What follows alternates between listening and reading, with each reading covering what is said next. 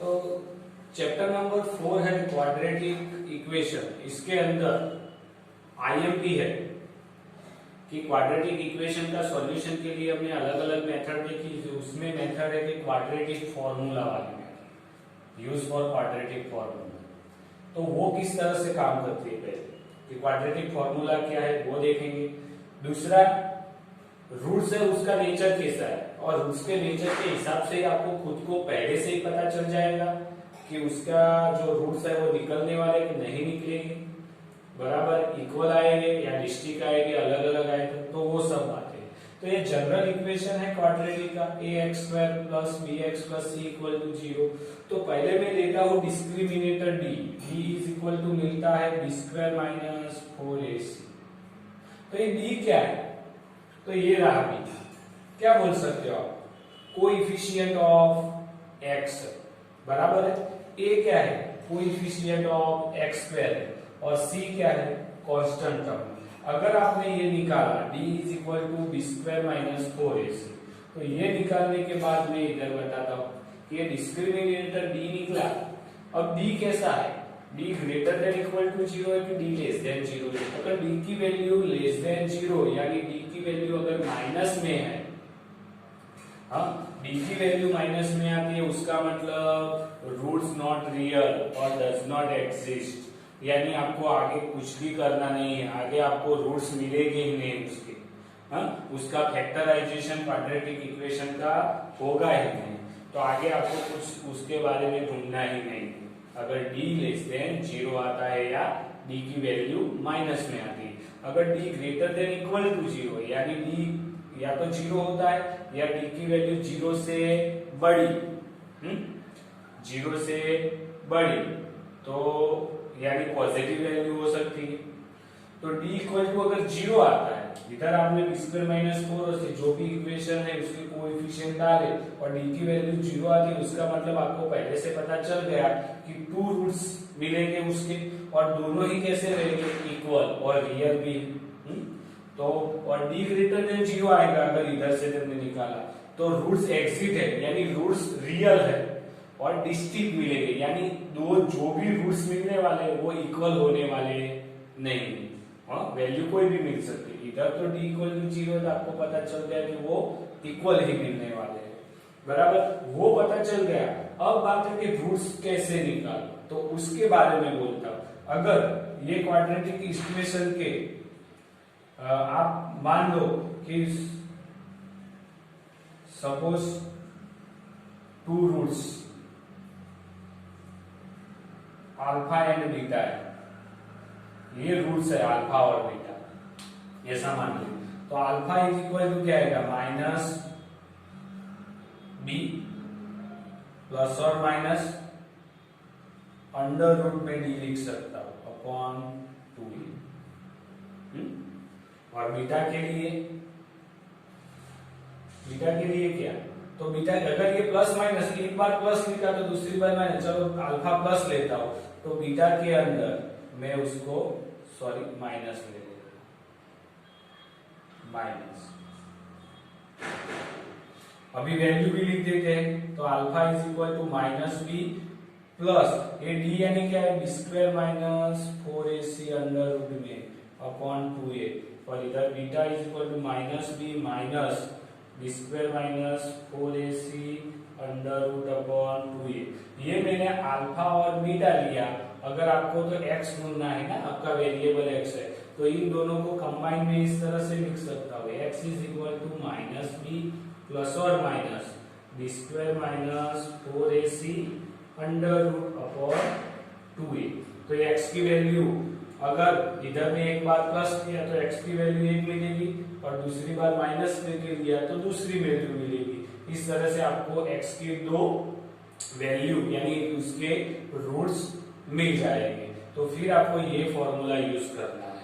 तो आपको इसमें कुछ ध्यान नहीं रखना, बस उसके जो कोएफिशिएंट है उसको डालना है, फिर देखना है कि एग्जिस्ट है कि नहीं। अगर एग्जिस्ट है तो आगे फिर ये x वाला फॉर्मूला लगा के सॉल्यूशन निकाल देना है। तो क्वाड्रेटिक इक्वेशन में जब भी कोई आगे वाली स्प्लिट द मिडल टर्म वाली जो मेथड्स है वो सबसे नहीं होता, तो ये मेथड सबसे इजी रहती है।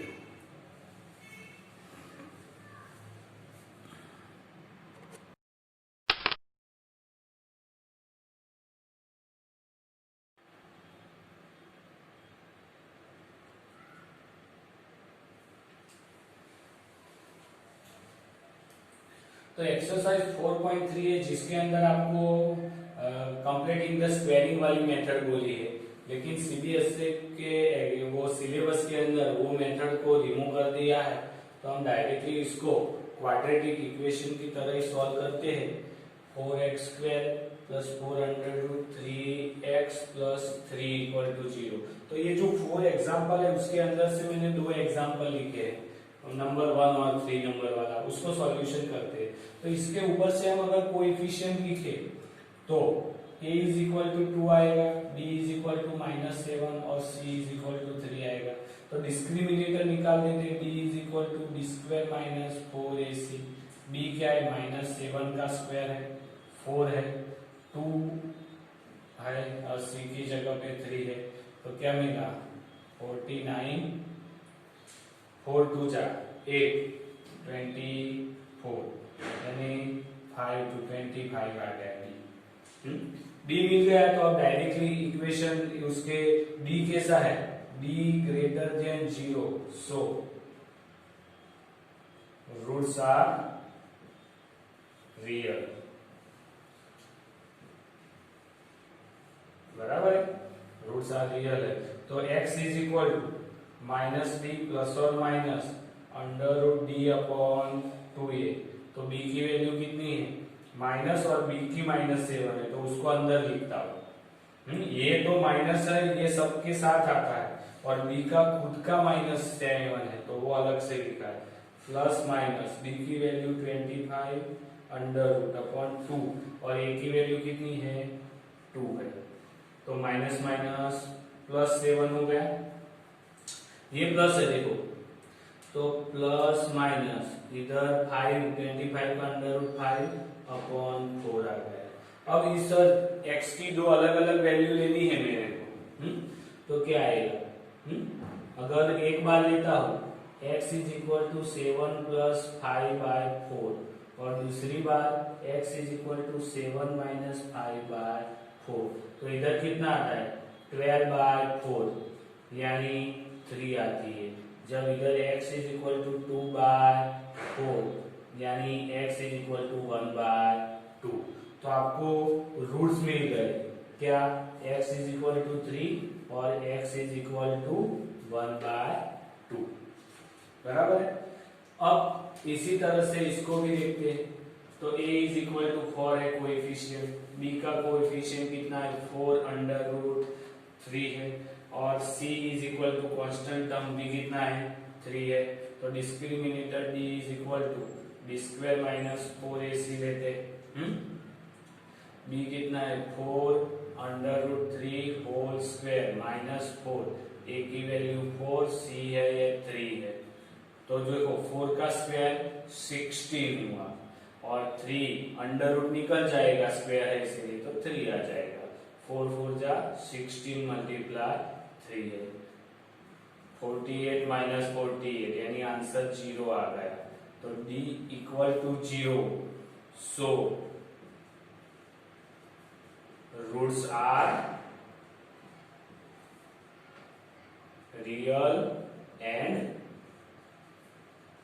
इक्वल, बराबर, रियल भी है और इक्वल वैल्यू आएगी, तो हम ढूंढ लेते हैं कि उसको x बोल दिया, तो x equal to -b plus और माइनस √d अपॉन 2a।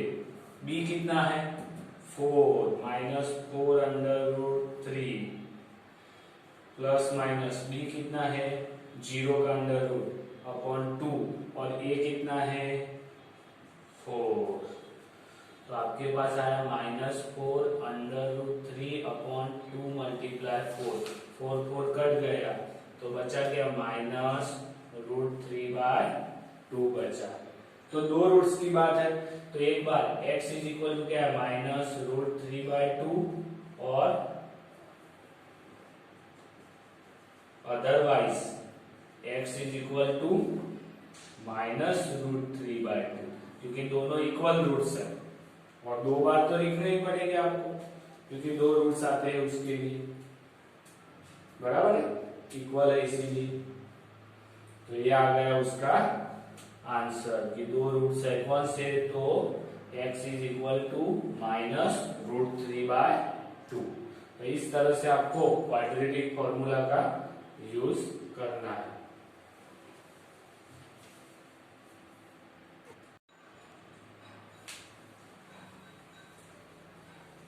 तो क्वेश्चन नंबर एक्चुअल में 1 था, वही क्वेश्चन नंबर 2 भी है।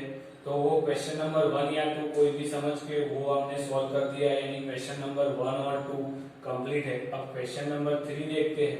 तो इसका आपको रूट्स निकालना है, कोई मेथड ऐसा बोला नहीं है, आप आगे वाली कोई भी मेथड यूज कर सकते हो।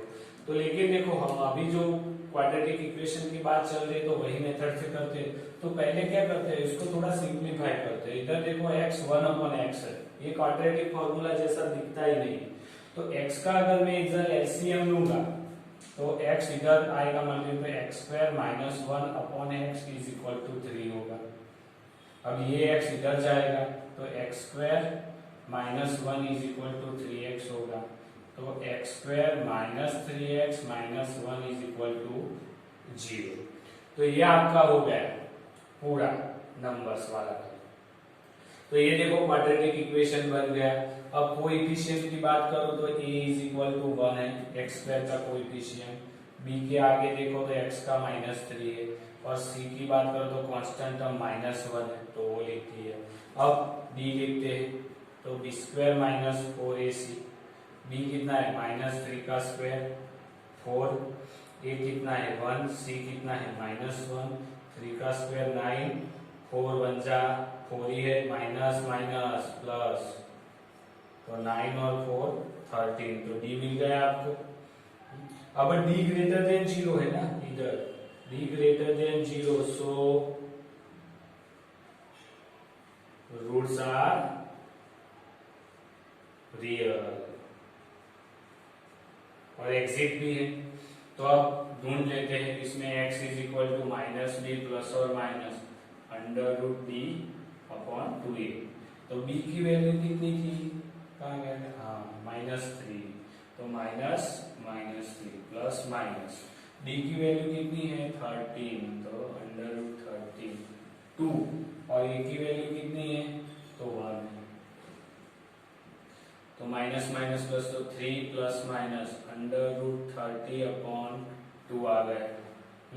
अब अलग अलग कर देते तो x is equal to 3 plus √13/2 आएगा एक बार, और otherwise x is equal to 3 minus √3/2 आएगा। तो आपको ये दो रूट्स मिल गए। तो आप ऐसे भी लिख सकते हो, roots are 3 plus √3/2 and 3 minus √3/2। तो ये दो रूट्स आपको मिल गए।